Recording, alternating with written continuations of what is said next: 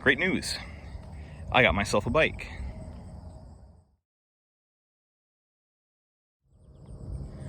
Welcome back, everyone, to a bright and beautiful morning here in southern Minnesota.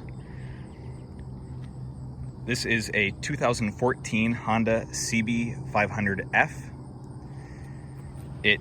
I just got it a couple weeks ago, and it had 1,100 miles on it, or just a shade over 1,100 miles. I've so far driven it about 300 miles since then, and I must say I have really enjoyed this thing. It's been absolutely fantastic.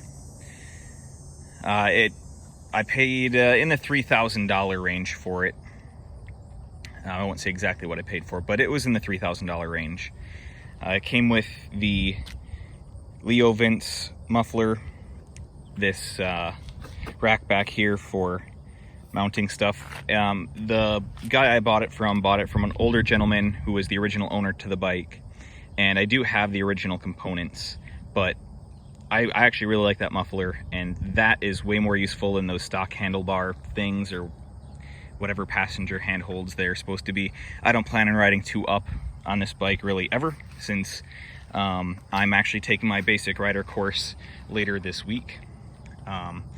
All my riding in this has been strictly instructional permit, which it's safe enough. I should say, don't ride beyond your comfort level, and don't ride in areas that are unfamiliar to you if you aren't familiar with bikes.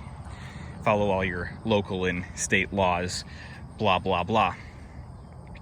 One thing that I was concerned about with this bike is the LCD display.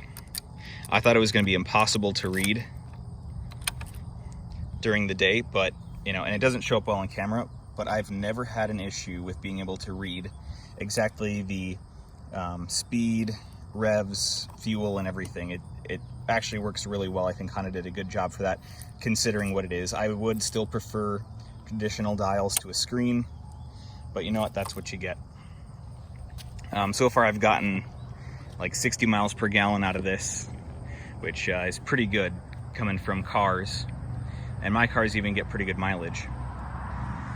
So I'll have a lot of awesome videos coming up on this here soon, just with things to personalize and modify the bike to my tastes, such as maybe some shorter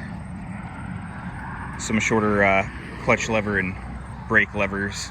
I don't mind the long brake lever. I actually kind of like this because it gives you more leverage, and I know that this single piece is never going to break. I don't always trust the two-piece ones.